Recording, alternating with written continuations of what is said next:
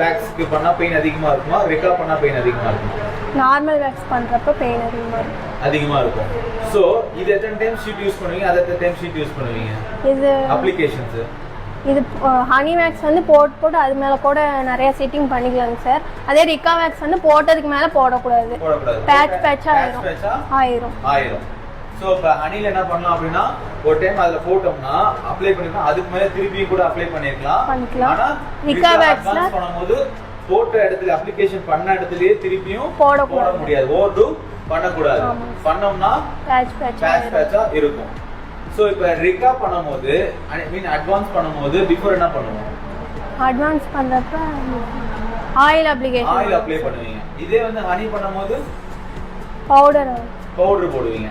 So இது வந்து honey பண்ணும்போது நம்ம ஆஃப்டர் என்ன பண்ணுவோம்? ஃபினிஷிங் வேக்ஸ் எல்லாம் பண்ணி முடிச்சா அப்ளை பண்ணனும், மாய்ஸ்சரைசர் பண்ணனும். இதே ரிகா அட்வான்ஸ் பண்ணும்போது